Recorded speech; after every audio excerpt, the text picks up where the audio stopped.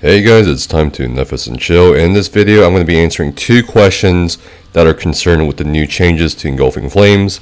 For those of you who are not aware of the change to Engulfing Flames for Update 24 or Dragonhold PTS, basically, long story short, if you don't have 3,300 in spell damage, you do not get the full value of the 10% bonus damage taken when you apply Engulfing Flames on a target. So if you are a Dragon Knight tank, this definitely concerns you.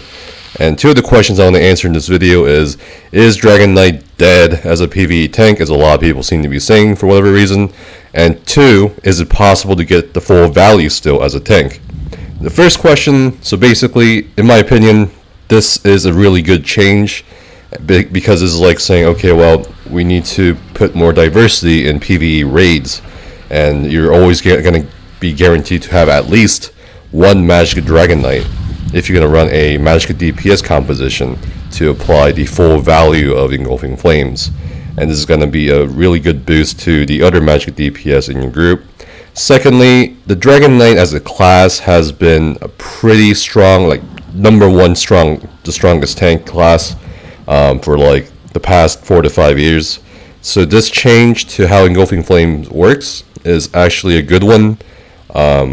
The Dragon Knight as a tank isn't really losing anything either. Like most people will still be running Dragon Knight tanks. It's still gonna be probably the easiest class still to tank on, simply because of the Battle War passive and its many skills useful for tanking, such as the Igneous Shield, the instant burst heal from Dragon Blood, plus a minor vitality you can stack with other sources of vitality, such as major vitality. And you also have a great crowd control. Like none of these are going away, really. You also even have an AoE major fracture. None of these skills or core functions of the Dragon Knight tank class toolkit is really going away for PvE.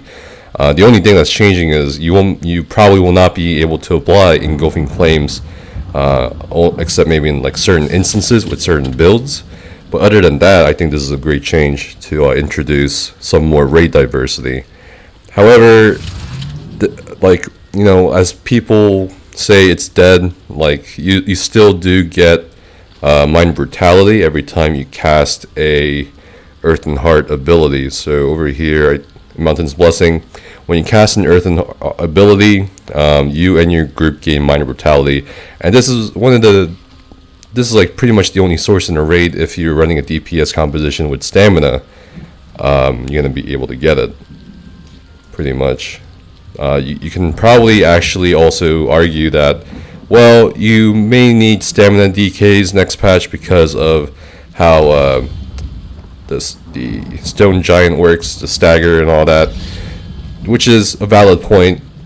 But otherwise, if you don't want to run stamina DKs in the composition, you can still run DK. So I think for most people it won't really matter, this change to Engulfing Flames. And the second question I want to answer is it possible to get the full value of Engulfing Flames as a tank next patch? Yes and no. So yes, you can definitely build for it. So this character right now in the PTS is a high elf, and you're going to get that 258 extra spell damage. On top of that, let's look at a very realistic sort of setup. We have 2 Blood Spawn, 5-piece Yona Crit on Body, and 5-piece Alkaj. Let's say we're tanking Maw of Lorkaj or Veteran AA or Veteran Sanctum of Idia.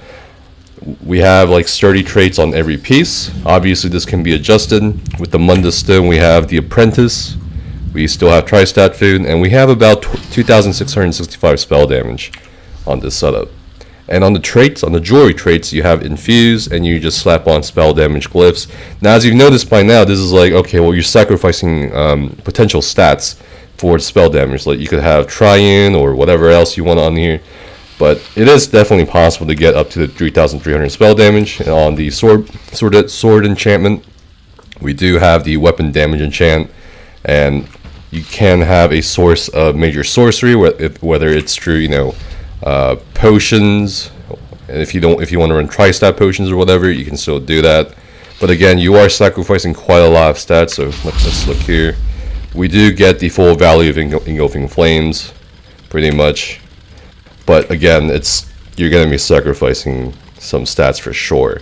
And that's really up to you, and that's really up to the content you're running. I would say you can definitely run a similar setup to this. Obviously, this is not optimized or whatever. This is just to show you that you can get to a full value of the Engulfing Flames. But I think for certain trials that are really easy, like Beta Theory Archive hard mode, or even Beta Hell Raw hard mode, I think these stats are very, very doable to do either of those trials. I think even for Better Maw of Lord Kaj to an extent, for sure, even hard mode. I mean, a lot of the trials, I'm speaking about this from an endgame perspective, so a lot of the trials you can definitely get away with stats like these, and you can still get away with applying Engulfing Flames as a tank, a Dragon Knight tank, if you guys don't want to run a Magic Dragon Knight or whatever, or if you guys want to run full damage. In the event that Magic Dragon Knight is not gonna be coming close to the other Magic DPS next patch. But that is pretty much it, guys. I hope I answered the two questions. Is Dragon Knight tank dead as in PvE? No, definitely not. Far from it. Second, is it possible to get the full value of Engulfing Flames? Yes, but you do have to sacrifice quite a bit of stats for it in order for it to work, and you can still get away with it in most content. And that is it for this video. Hopefully I've answered some questions some of you have been asking me in Discord or elsewhere. Now, I hope you guys stay safe and have fun. I will see you guys next time. Thanks so much for Nefes and chilling and checking this video out.